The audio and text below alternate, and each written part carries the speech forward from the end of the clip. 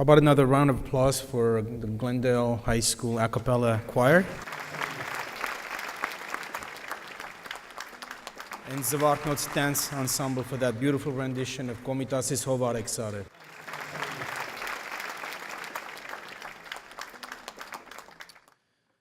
Good evening, dear friends, dignitaries, clergy, Glendalians.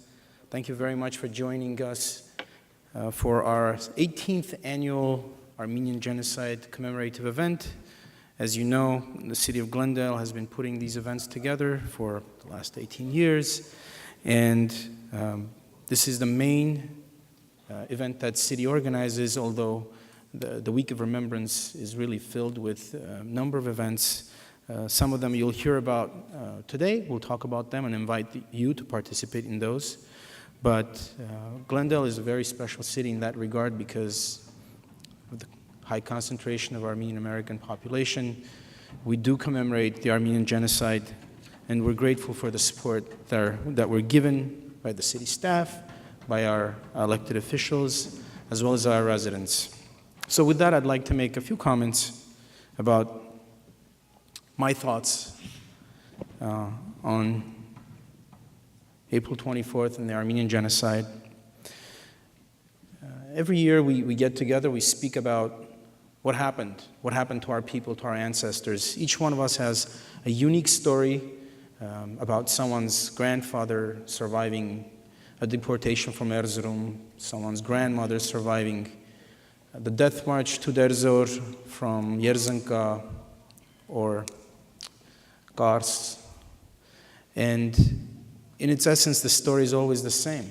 It's a story of human brutality, rather inhumane brutality, massacres, mass rapes, enslavement, and then the story morphs into a miraculous survival.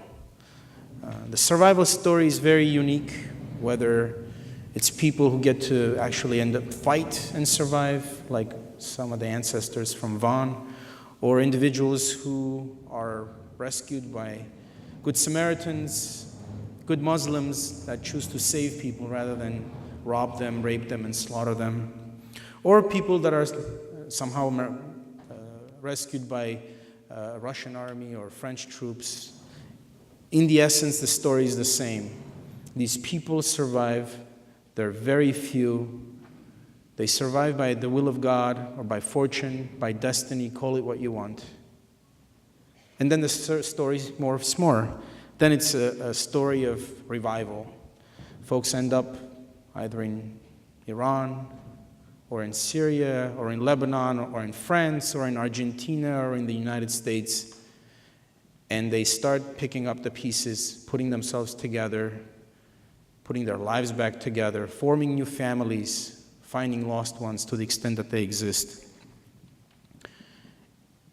Our story has a special component, and that is the common component that we all have other than being Armenian Americans.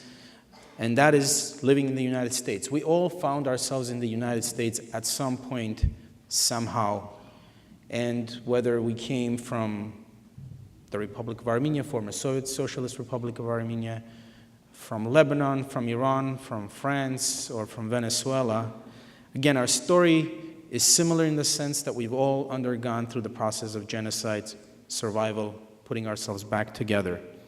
But the story doesn't end. Sometimes we have the tendency of dwelling on the past and thinking that the horror that happened to us is just too much to overcome, too much to forget. The story continues. We are today living that story. We are getting to shape the story that's going to be told tomorrow. And I think that puts a lot of responsibility on us as to how we shape that story.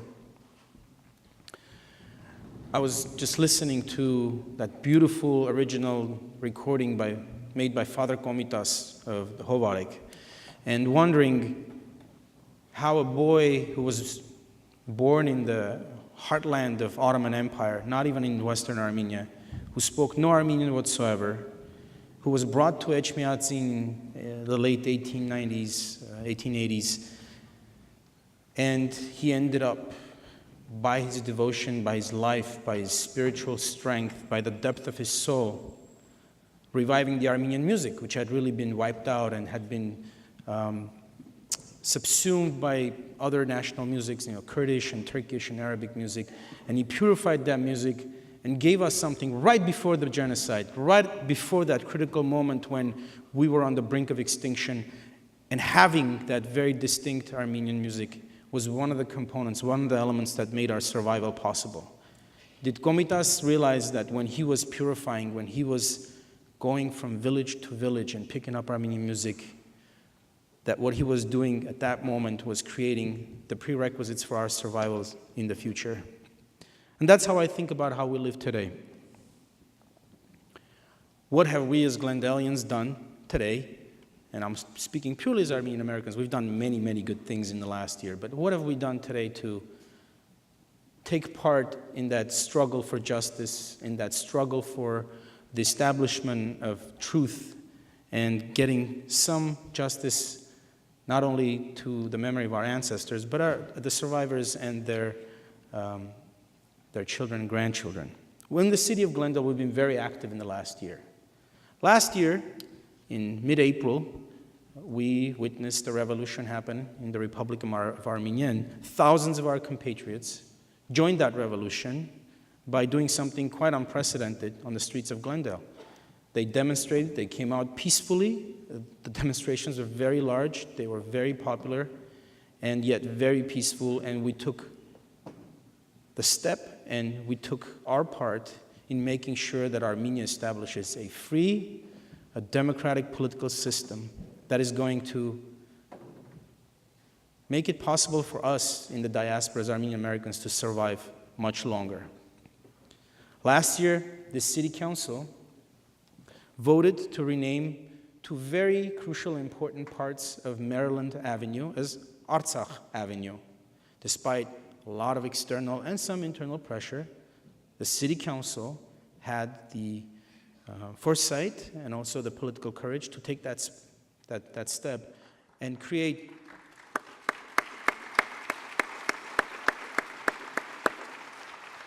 the first Armenian place name in the city of Glendale. I think that was a commendable step. Also last year, the Glendale City Council finally approved the lease agreement with the Armenian American Museum, which laid the foundation, which was the prerequisite, once again, for the creation of Armenian American Cultural Heritage Museum in the city of Glendale. And I think that was an important step as well.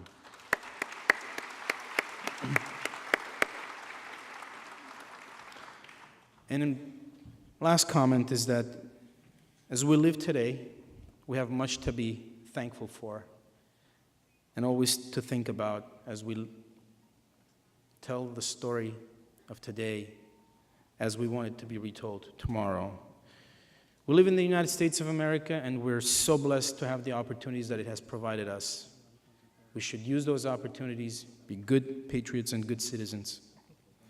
We live in the United States of America, where the Armenian diaspora has unprecedented freedom to survive and live as a cultural diaspora. I think we should be very thankful and take all the steps necessary to strengthen our diasporan structures in the United States. Finally, in the face of the new democratic Republic of Armenia, we have a partner with whom the diaspora can work, cooperate for mutual benefit to make sure that as the diaspora strengthens, so does the Republic of Armenia. And I think those are worthwhile goals to set. And I think that's a great story to tell today and make sure that our children can tell that with pride tomorrow. Thank you very much. Those are my comments.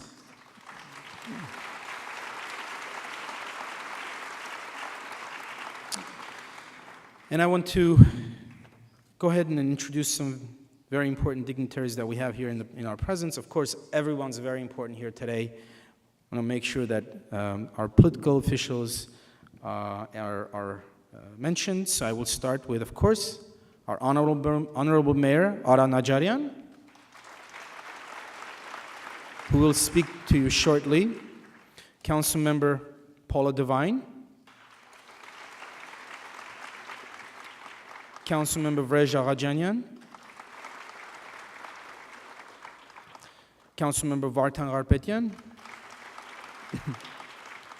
We have our Congressman Adam Schiff, always with us.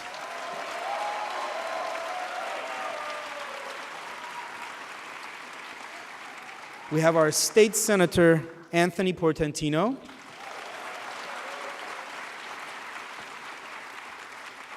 From the office of Assemblywoman Laura Friedman, we have Victoria Dorcholian.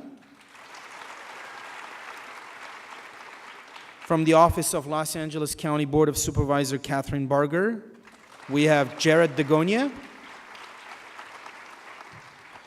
We have our City Manager Yasmin Beers. City Treasurer Rafi Manukyan. City Clerk Artashes Kasakyan. Assistant City Manager Rubik Golanyan. Deputy City Manager John Takhtalian. Our Police Chief, Carl Povolitis, is with us. Fire Chief Silvio Lanzas is also present. From the Glendale Unified School District Board, we have President Jennifer Freeman. Nairi Nahapetian, Armenia Garpetian, Shant Sahakyan. Also, Glendale Unified School District Interim Superintendent Kelly King. From the Glendale Community College Board of Trustees, we have President Vahe Perumian. We have members Anthony Tartaglia, member Yvette Vartanyan Davis, Armine Hakopian,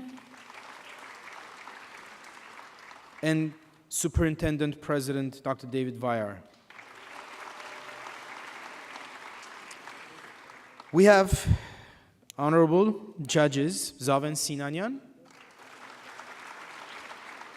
and Armenuhi Amy Ashvanyan. And we have a very, very special guest from the Republic of Romania, a member of the parliament who's visiting Los Angeles these days, Varujan Voskanyan.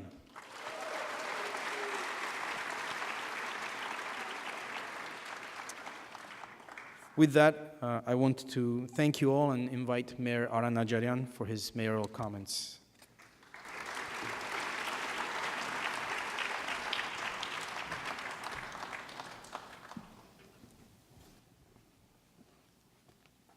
Thank you, Councilmember Sinanyan. You reminded us all the great things that we accomplished in Glendale under your leadership for the last year. Thank you very much. Let's hear it for Zari Sinanyan.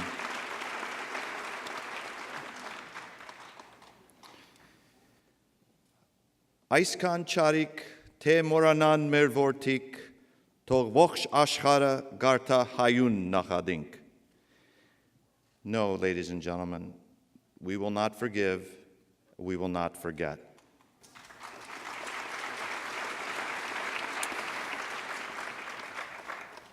April 24th, the Armenian Genocide, the massacre of a race, the annihilation of a nation. These are all synonyms. There are hundreds of thousands, millions of stories, but most of those witnesses are now gone, and memories fade, and the stories start to fade with them. The stories fade about how barbaric the Turks were when they tortured the Armenians, not just in their extermination, but before they were extermination. It's hard to think how any human could have planned and executed what the Turks did to try to eliminate the Armenians from the face of the earth. Today, I have two stories, they're short stories, of young boys who were eyewitnesses to two of the many atrocities in 1915. The first is from Hampartsum Chitjan. In his autobiography, he tells us what he saw. He wrote, "I was 12 years old. We lived in Peri, a prosperous region of Kharpert in western Armenia. Artin Agha, our wealthiest and most respected Armenian in Kharpert, was taken to the center of town in Peri, tied to a tree, and beaten mercilessly by the Turks. The Turks wanted Artin Agha to tell them where the Armenians were hiding their guns. Now, by an order of the Sultan, the Armenians had to hand in all their weapons, their guns, and even their kitchen knives to the Turkish government. Artin Agha first did not know if the Armenians still had any guns or knives. And second, if they did, he did not know where they were hidden. But the two gendarmes took turns beating him to a pulp. But no matter how hard they beat Artin Agha, he did not talk. This angered the Turks, so they brought out his wife Anna and assaulted and brutalized her in front of Artin Agha. Anna could not endure any more of the beating. She fell on the ground and passed out. Agha still did not talk. Next, they brought his 8-year-old daughter. They beat her too, just as they had brutalized her mother. Artin Agha still did not talk. They continued beating him, determined to make him talk and reveal the information. The Turkish gendarmes had another motive also to torture and torment Artin Agha. They wanted to make Artin Agha an example to all the Armenians who did not obey their commands. They would be beaten to a pulp. It was a lesson to the entire Armenian community. He still did not talk. But when all else failed, they brought out Artin Agha's 3-year-old son. One by one, they took turns hammering long nails into the soles of the boy's feet. Blood was gushing out, and the little boy was screaming from excruciating pain. "Hayrig, Hayrig, Daddy, Daddy," were his last words. The child passed out. Artin Agha could not take it anymore, and he swore at the Turks and said, "You are worse than wild animals." That didn't sit well with the gendarmes. One of them pulled out his gun and shot Artin Agha in the head.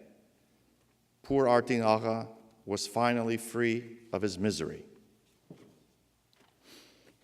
The second story is from my maternal grandfather, and he had written 250 pages, handwritten pages of his autobiography describing the horrors that he witnessed and experienced as a young boy. This is one of my grandfather's stories. Harutun Kevorkian. He wrote, My father, mother, and my little brother and I lived in Vaskerd, in a small village in Kharpert. Our neighbor, Gohar Baji, with her 2 daughters, Tevriz, 11 years old, and Mariam, 9 years old, lived just 2 houses up the street. The 2 girls were my playmates. One day, when my father returned from Malatya, he brought a pair of red Yemeni shoes for me and a pair for Tevriz. I did not understand. Why would my father bring a pair of shoes for Tevriz? I kept asking him. He wouldn't answer. I kept asking my mom. She wouldn't answer. But finally, to satisfy my curiosity, my mother finally answered my question. Don't tell anyone. Play nice with Tevriz. She is your fiancée. In those days, if 2 neighbors or 2 friends had children, and one was a boy and the other a girl, they did beshik kesme. That is, the parents promised that their 2 children, when they grow up, would marry each other. So I was beshik kesme with Tevriz. That is, Tevriz and I were betrothed, engaged to be married when we grew up. And I had blonde hair and blue eyes, while Tevriz was quite a match. She had green eyes and red hair. We 2 looked different than the rest of the children in the neighborhood. People would always stop and say, "What beautiful children. They look Frenzy." That means European. Right before the massacre in 1912, my father left for America. Once he settled there, he was to bring us to America. So my mother was left with 2 kids to take care of. Tevriz's father was drafted into the Turkish army, and it was as so common, he was never heard from again. Many of the Armenian soldiers were just shot with a bullet while they were out on patrol and disposed of early on in the massacres. Gohar Baji, our neighbor, was afraid. She was very protective of her 2 daughters after the disappearance of her husband. She never let Tevriz and Mariam to come outside to play anymore. I missed Tevriz, and several times a day I passed by her house hoping she would be at the door or the window so I could just have a glance at her. She was going to be my wife after all, but it never happened. I knew I had to find a way to see Tevriz. On Thursday before Easter, I went to the lake and fished until I caught a dozen or so fish, about the size of my shoes. I tied them on a line and went to Tevriz's house. I knocked on the door, and Mariam, the little sister, opened it. "I've brought fresh fish for you." Mariam took the fish, and I heard Gohar Baji, the mom, say, "Come in." So I went inside. The mother thanked me and said, "If you had not brought the fish, we would not have had our traditional Easter fish on Friday." I sat on the sofa next to Tevriz, but she didn't look at me. Gohar Baji said, "Tevriz, go bring an Easter egg for Harut."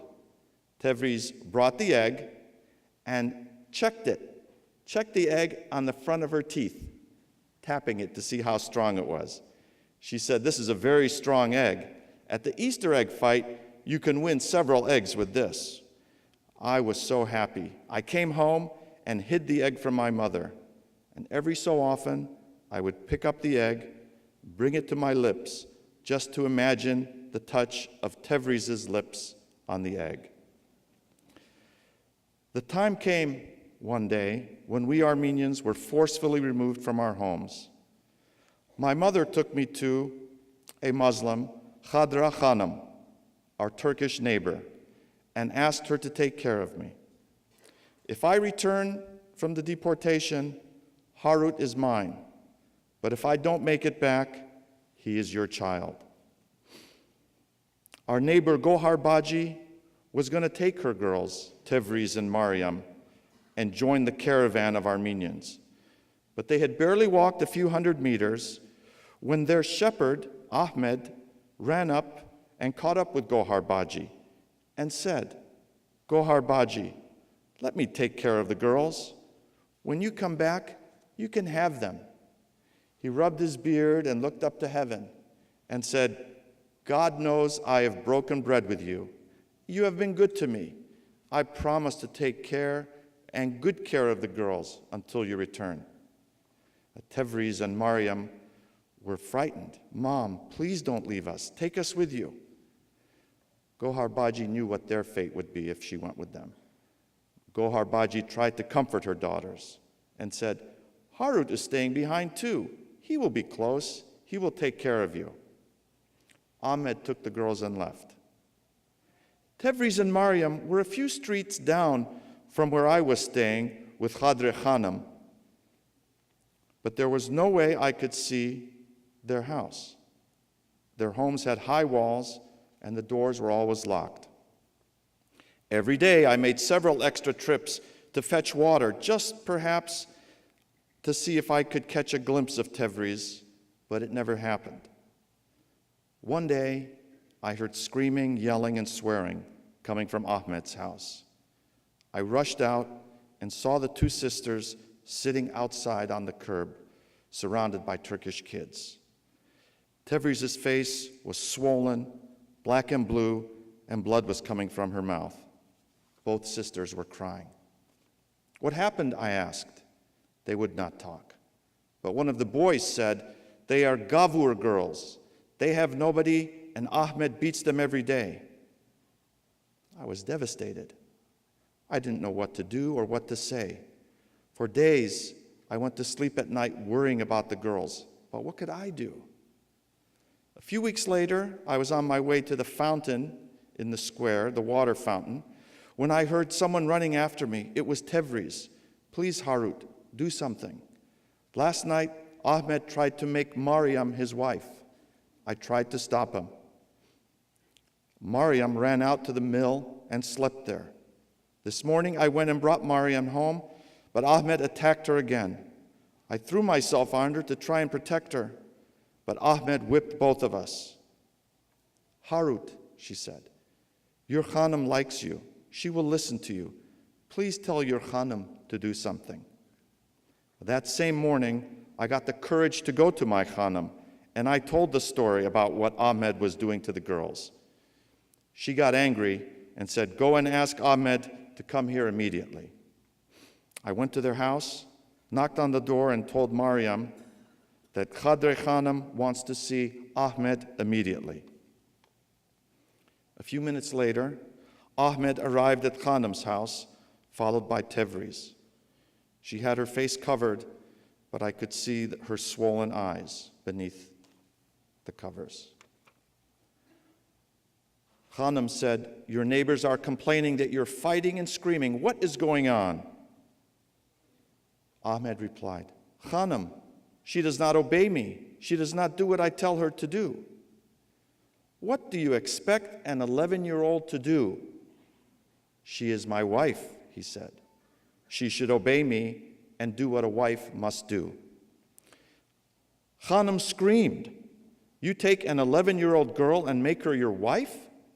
You know you can't make her your wife unless she changes religion. So you have broken the law and made an 11-year-old your wife illegally. And now you're trying to do the same thing to a 9-year-old child. Now go back and never touch the little girl again. And if you do, I will report you to my brother, Ali Agha. He will kill you on the spot." Well, Mariam was saved, but my heart ached. My beautiful Tevriz, my 11-year-old playmate, and my fiancée was now Ali's wife. Lost from me forever. Thank you.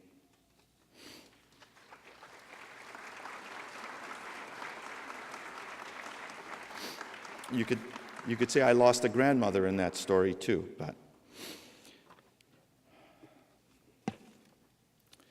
ladies and gentlemen, it is my pleasure and honor to introduce someone to the podium whom you all know.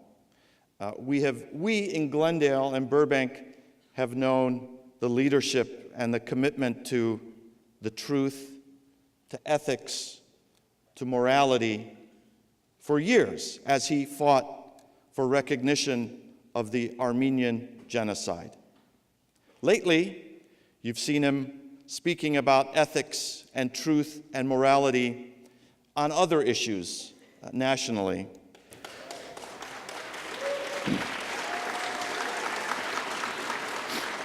And you know who I'm talking about. He is our rock star of a congressman representing all of us in Glendale and Burbank, the 28th district. I'm proud to invite up to the stage Congressman Adam Schiff.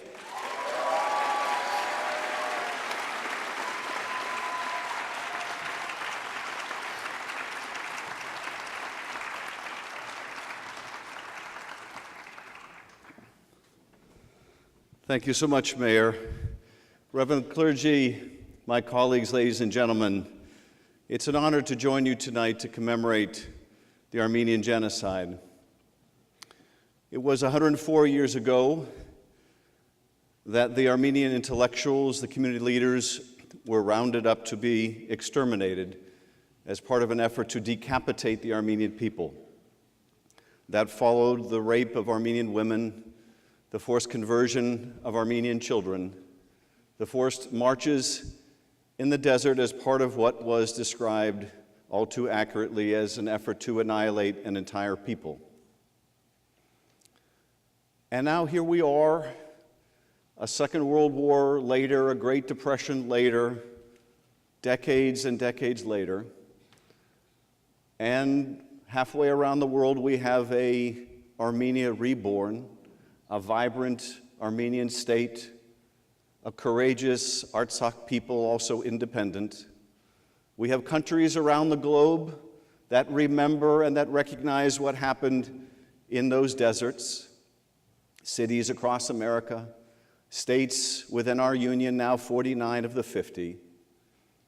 And still here we are, 104 years later, in the strongest nation on earth, in an America which does not recognize, through its government, the Armenian Genocide. How can that be? How can it be in a country that will take on such stronger nations that we refuse to stand up to Turkey?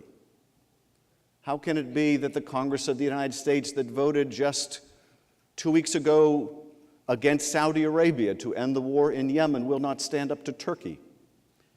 How can it be that president after president, Democrat after Republican, Republican after Democrat, refuses to recognize the irrefutable facts of the genocide?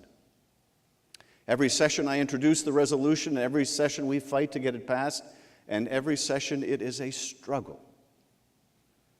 Now, certainly there are the all too obvious explanations for why this is so difficult, the very vigorous and well-funded campaign of denial by Turkey. You have representatives of administrations past and present who lobby against recognition, I believe in substantial part because of their own failures when they were responsible for the leadership of the country to recognize the genocide. They want others to fail also. There are those that want to make sure that weapons go on being sold to Turkey, that are afraid of losing the contracts, the money that comes from those sales. These are all part of the explanation, but I think the problem, I've come to believe the problem is far deeper. I've come to believe the problem in persuading some of my colleagues in the Congress is simply owing to the fact that too many people in elective office and outside of elective office seem incapable of standing in someone else's shoes, of understanding the history, the experience of other peoples. When I was a kid, my father used to tell my brother and me, you can't understand a person's life until you step around in their shoes and you walk around for a while. And I think I believe that my father invented this whole idea until I watched To Kill a Mockingbird. And I saw that Gregory Peck said exactly the same thing. But it's true. We really can't understand the experience of others unless we try. It is, I think, not natural to be able to empathize without effort. It must be a struggle for all of us to understand. It is a struggle that makes us human. I can't speak for others, but I can tell you why recognition is personal for me, why recognition of a genocide of another people is personal to me. I have a benefit, perhaps, I guess, that many of my colleagues don't have, of representing a great many people in the diaspora over the course of my life, meeting survivors. And I will never forget, it was probably 10 or 15 years ago, being invited to the birthday celebration for a 100-year-old Armenian man, of course a survivor. It was at a restaurant in Glendale, and I was seated between the survivor and his son, who must have been in his late 70s. And the survivor, whose English was limited, asked his son to tell me a story about their experience. He had lost his father in the genocide. He and his mother had been forced on a march through the desert with their siblings. He has lost his brothers and sisters, but he and his mother survived. And after the grueling journey through the desert, they made their way to Baghdad and started a new life in Baghdad. And ultimately, he married and had children of his own, and I was seated next to one of them. And he told me a story about the 1940s in Baghdad, when there was a pogrom, there was a violent campaign against the Jews in Baghdad. And the Jews were his friends, this survivor. And they were being forced to flee with nothing more than the shirt on their back, and they came to him because he was a trucker. And his route was between Baghdad and Tehran, and they were going to Tehran, where it was safer. And they asked him to smuggle their valuables on his trucks because they couldn't bring them out themselves. And the son that I was seated next to, this 75-year-old son, told me about how at the time he'd asked his father, "Why are you doing this? If they catch you, they'll kill you." And the father said, "These are good people. We have to help them." And he did. And the survivor told me through his son that he believed that what I was doing to fight for recognition was God's way of thanking him for what he had done for the Jews in 1940. Now, I would like to believe that's true. But what I know to be true is that his experience surviving that campaign of violence helped him understand the Jews' experience in the 1940s. And I believe in time, we will, all of us, understand each other's experience well enough to win this struggle for recognition. Because I believe deeply in something Martin Luther King once said, that the moral arc of the universe is long, but it bends towards justice. It does not bend of its own accord, though. And so we must struggle on in this fight. We will never be defeated as long as we struggle for recognition. The only defeat comes with resignation. And so we struggle on, and we will until we succeed, until we achieve recognition and with it justice and restitution. And I thank you. God bless.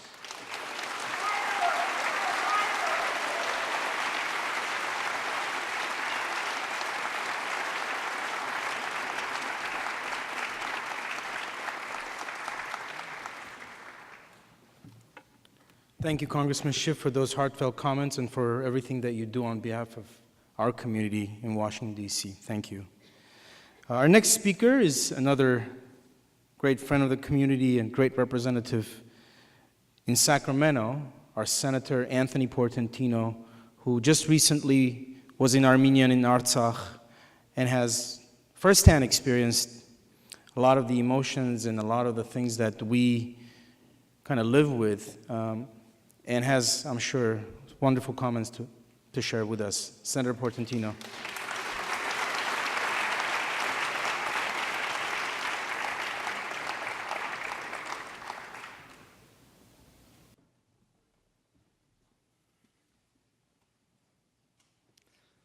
Go.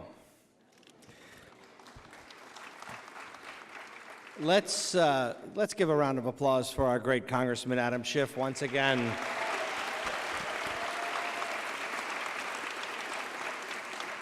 He makes us proud, not just to be a proud American, but to be a proud constituent, and he sets the bar very high for every political leader, both in Glendale and throughout our country. So, Congressman Schiff, it's just asked, please give him another big round of applause.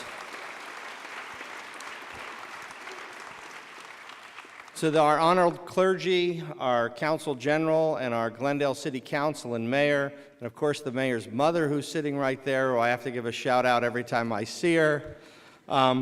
It's just an honor to be here alongside so many friends to remember and pay tribute to the 1.5 million martyrs of one of the most horrendous and violent violations of human rights in our history.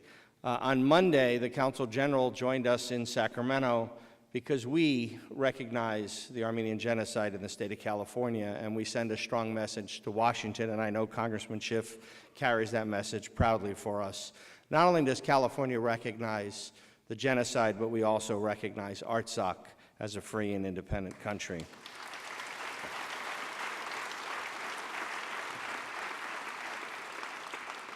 And our resolution goes beyond recognizing the genocide. It demands that Turkey return the church properties to its rightful owners and makes reparations and does the right thing.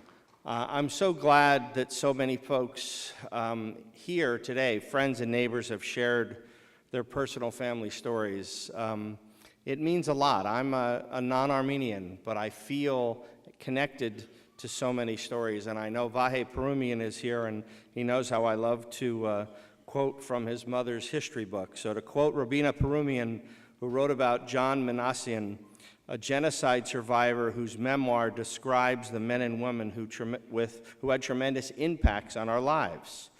When the Ottoman Turks began rounding up and imprisoning men, Manassian recalled a young Armenian graduate saying to him, "That is the plan of the Turks, to put an end to all of us.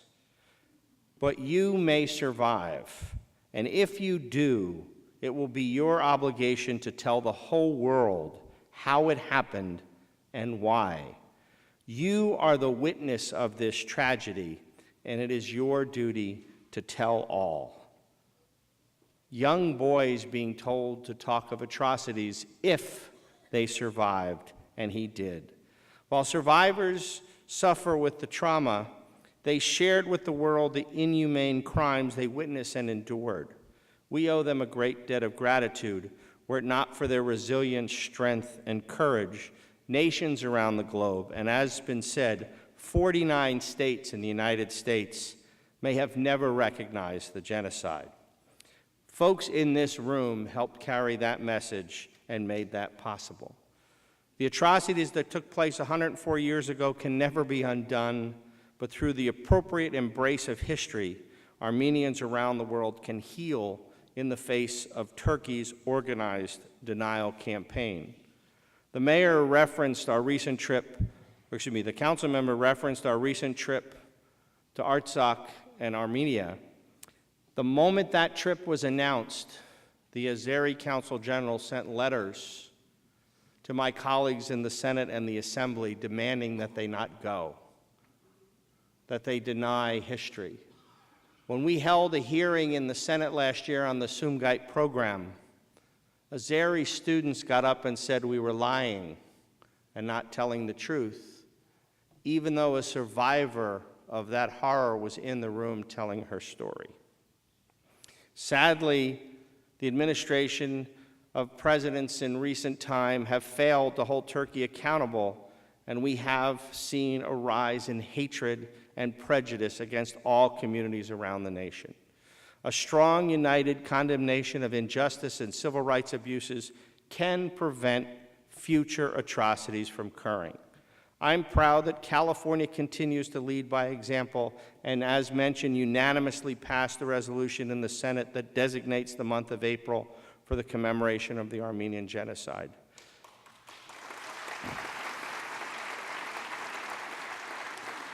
You may wonder why I support the Armenian cause as an Italian American, not an Armenian, though I like to say I am the Bat Favor High. I have the privilege of representing the largest, and I share with Congressman Schiff, diaspora of Armenians in any legislative district in the nation. But I go back to my time when I was 10 years old, hearing my mom, an Italian widow in New Jersey, talk about the genocide, which is something I attribute to Woodrow Wilson's presence in New Jersey history, talking about the Near East relief efforts. And so as a young boy, my mom taught our family about the Armenian Genocide and the orphans that were left in its wake. I respect her for having the foresight to share that story with our family. And education is imperative to ending the cycle of genocide and its denial. In Glendale, we are fortunate to have educators committed to sharing the history of the genocide with their students. I want to give a shout out to the Crescenta Valley High School Theater Arts Department in producing the musical A Journey of Angels, based on educator, author, and activist Kay Maradian's novel, My Mother's Voice. CV should be commended for that. This vision is to incorporate the production in the Armenian Genocide curriculum at all California high schools and high schools around the country. I commend theater instructor Kathy Chapler and Brent Bierman and the group of students, many of who are non-Armenians, for their effort in ensuring our community never forgets this integral part of world history. I'm confident that our future is bright because of this generation of innovative youth, the great-grandchildren of genocide survivors who work tirelessly to preserve our history, and their culture.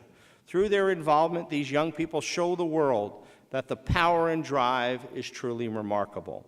So what touches one of us touches all of us. So today I stand with my friends and neighbors in the Armenian community to demand justice and recognition of the Armenian genocide. We are brothers and sisters in this struggle. Poloras Kuyeryev, Yekper Ner Enk, Ice by Karin Mensch, Shenor Hagalutsum.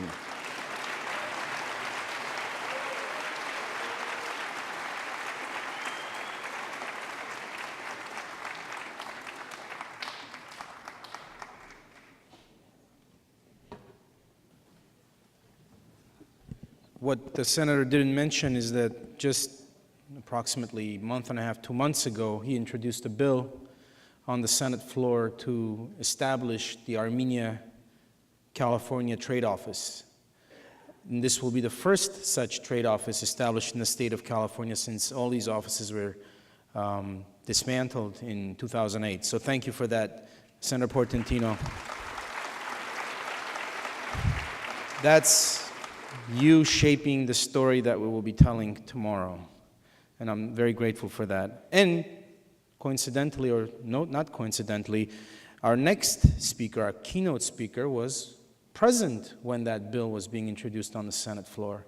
Our keynote speaker represents the Republic of Armenia in the Western United States and was the first ever Consul General for the Republic of Armenia in the United States in 94-95, if I believe, and currently serves as, once again, Consul General for the Republic of Armenia in Los Angeles, and of course, where else would that consulate be located if not in the city of Glendale? Consul General, Ambassador Armen Baibourtian.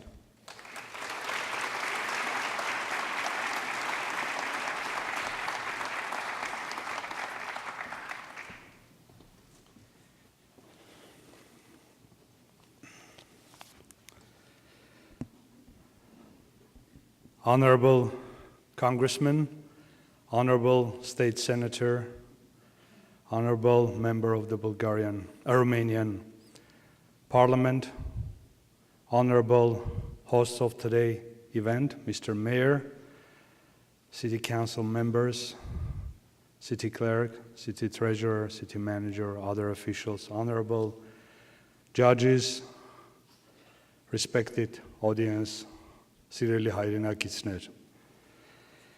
I'm really honored to be here today for the commemoration of the Armenian Genocide.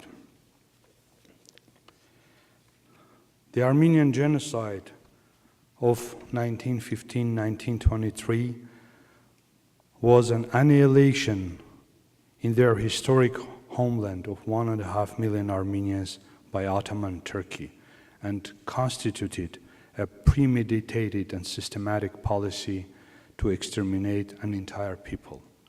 It was the first genocide of the modern era. There is no doubt that strong international reaction toward the perpetrators of the Armenian Genocide during World War I could prevent the Holocaust of 6 million Jews by the Nazi regime during World War II.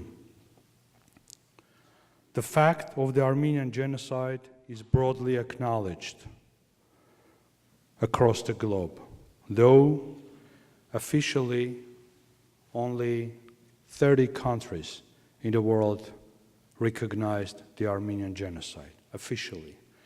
I want to share with you a story that I told to some of my friends. Back in 1998, in July, I was attending the diplomatic conference in Rome, Italy, on the establishment of the International Criminal Court. And before the conference started, I saw brochures on the tables published by the Italian Foreign Ministry.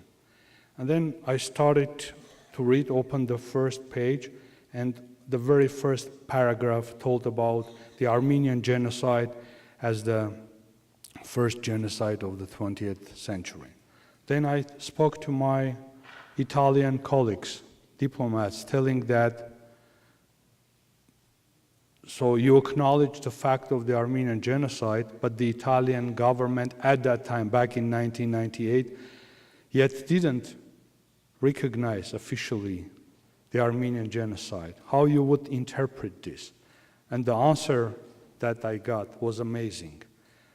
The Italian colleagues told me, this is a fact that everyone acknowledges, the fact of the Armenian Genocide. But the position of the governments, parliaments, is a formality. That's different dimension. And symbolically, this very month, in April of 2019, Italy officially recognized the Armenian Genocide.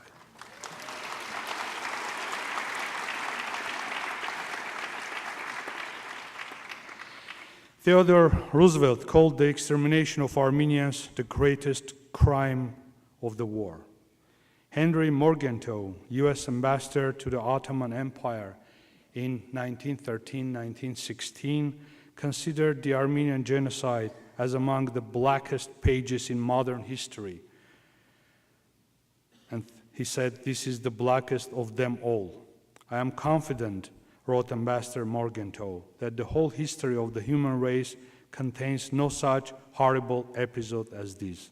The great massacres and persecutions of the past seem almost insignificant when compared to the sufferings of the Armenian race in 1915. Many of you know these reports by US Consul Leslie Davis, but I want to refer to those. Leslie Davis was US Consul in the province of Harput, an area of Turkey to the east of the Euphrates, which is part of historical Armenia. US Consul Davis encountered abundant evidence of what had happened to local Armenians. And I quote, "These people had clearly been killed in the most dehumanizing ways imaginable. The majority had been violently killed and left in piles like so much firewood. On one trip to the nearby lake, Davis estimated that in the space of 24 hours, he had seen the remains of 10,000 Armenians. I understood," he wrote, "better than ever what the deportation of the Armenians meant. Harput had become the slaughterhouse." To the Armenians of Harput, Davis was their best, perhaps their only hope for survival. Davis sheltered 80 people in the consulate and its grounds in 1915-1916, with at least 20 there at any one time. Every day he did so, he risked his own life, even though he was a diplomat. It was made unambiguously clear that a death sentence awaited anyone found guilty of interfering with the deportation of Armenians. Davis sent what reports he could to Morgenthau in the capital, though many of his communications were intercepted by Turks.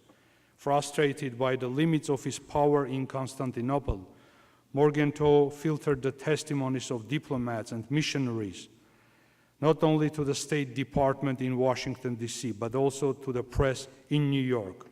They caused a sensation.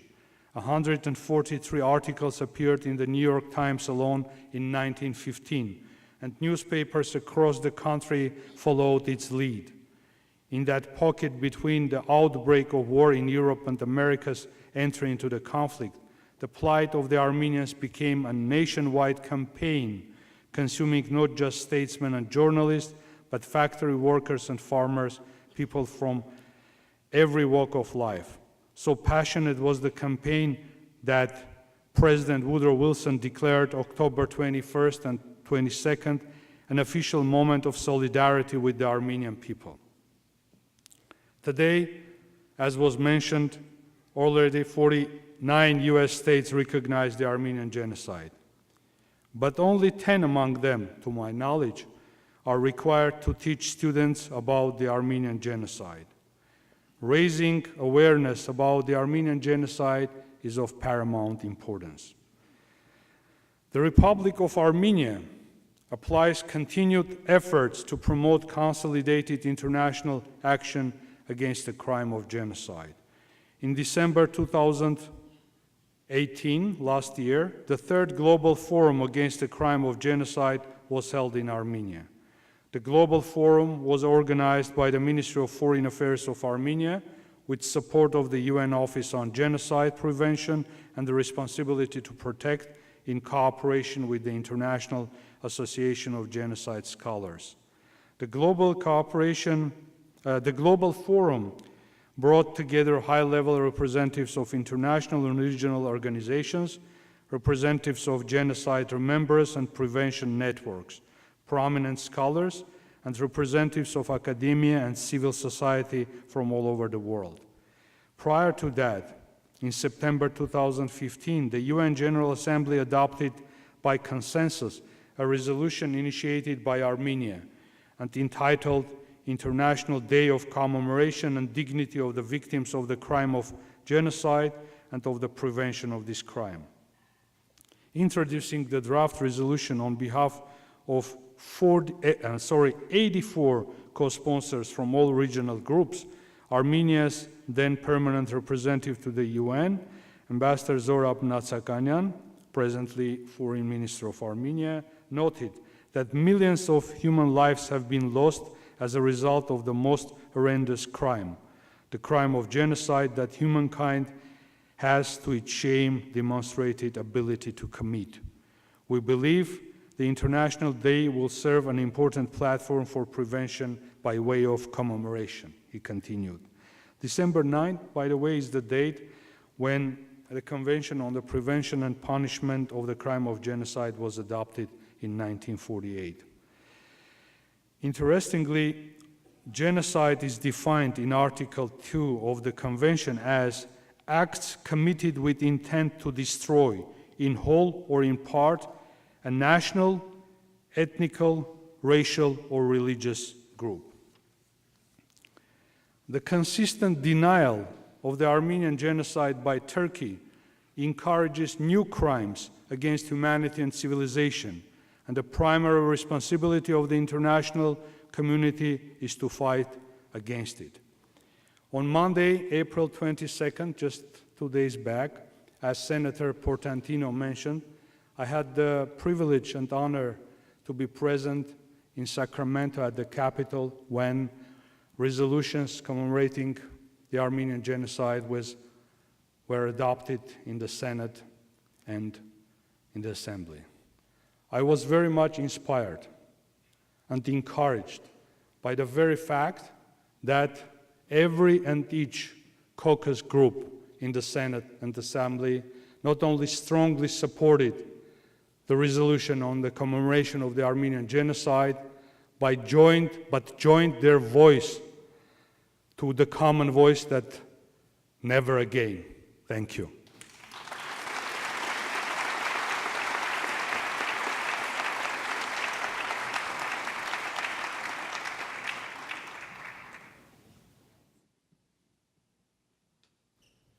Good evening, everyone. It is, thank you.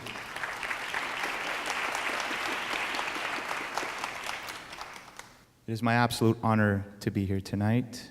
I want to first thank the city of Glendale for putting this event together for 18 years now, and the Alex Theater and Glendale Arts for hosting it for so many years. This is to commemorate the Armenian Genocide. 1.5 million souls lost their lives in the most tragic ways. It's one of the darkest times in human history. But look where we're at today. As a small community, we have been all over the world, thriving, surviving, prospering. It is a testament of who we are. Less than 2 weeks ago, I had a moment in my life that I never thought I would witness. It was a prayer that God answered. It was my grandma's birthday, and she turned 100 years old.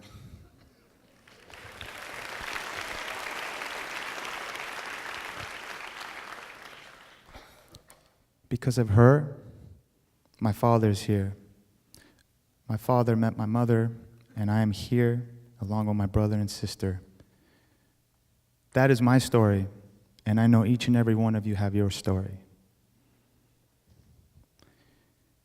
I am surrounded here by a great group of people. The voices that you're about to hear right now, they're going to be singing to the 1.5 million souls, and they're going to sing as one voice and as one human voice. My band members, which I call my brothers, they represent the Netherlands, Italy, Argentina, the choir, Glendale College, concert singers, along with the Ararat Homenetmen choir. They're all different races, but they're all going to be singing together as one.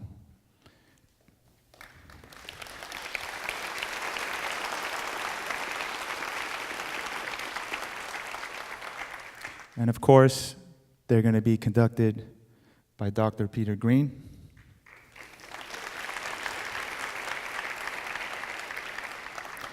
And I'm sure all of you didn't hear an IAN or YN at the end of Green, right? He's not Armenian, but he's definitely an Armenian at heart.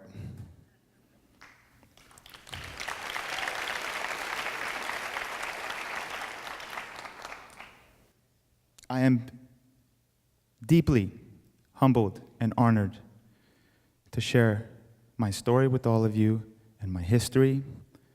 I am deeply honored and humbled to share with all of you my roots. I am deeply honored and humbled to share with all of you my foundation. This is our story.